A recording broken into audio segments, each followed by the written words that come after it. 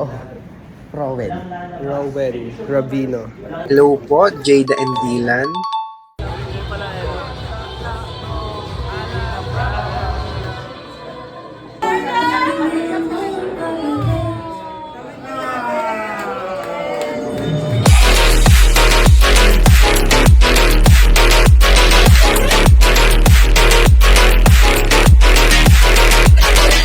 Ichiboy, karkar na naman nga po pala, nasa inyong screen at andito tayo ngayon sa taping ng Project Loki. Ano yung Baras? Saan ka? Baras. Baras. Baras Rizal. Kinuha mo doon?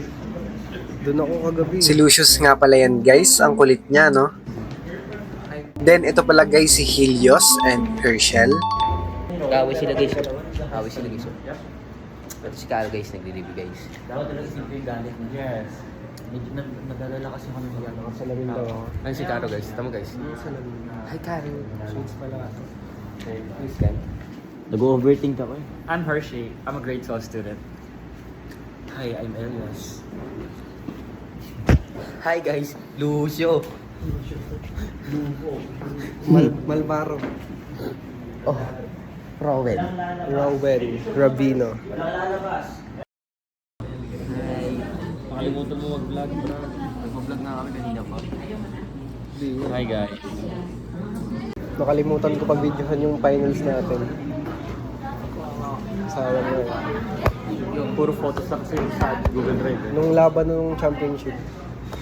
Binigyan nga pala tayo ni Idol Loki ng sticker kaso di ko na videohan. O diba, likot mo talaga Lucius. Ayan guys, si Leo na nga pala. Akala ko tunay ka. Nice. Tapos ito pala yung scene sa CCTV footage guys. Kung naku-curious kayo, panoorin nyo na. Promise maganda tong Project Loki. After nung CCTV scene namin, kumain muna kami dyan. After nun guys, nagbihis muna kami ng pang school at nilalamig-lamig si Rowen yan. Medyo nilalagnat-lagnat kasi eh. Hello po, Jada and Dylan. After nung scene namin, umuna agad ako sa kainan. Hindi, joke lang. Kasi akala ko nandyan na sila eh. Kaya ayan, akyat baba ulit. Kaya pala maraming food guys. Kasi last day na to ng Project Loki. Super grateful na napasama ako rito. Thank you po. Sino? Bon. Josh. Wala, di tumingin. Shout out direct Sian Lim, ang pogi talaga natin. After kumain, bumalik muna ulit. Si Yumi nga pala guys at si Kurt. Nahiya ata lapitan ako.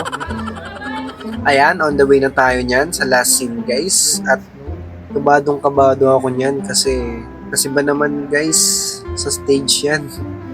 Scary. Pero sabi nga nila, face your fears. Kaya yan. Diyan ako magsasalita. Diyan ako mamaya. Bakit? Bon. Bon. Oy, JB! Bakit yung laptop mo lang ako ng speaker?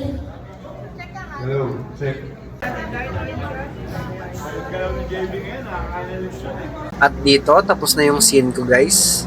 Ilang beses akong bumaksak dyan, kaya naging ganyan yung itsura ko. From this to this. Good morning! Next action! And 5, 4, 3, 2...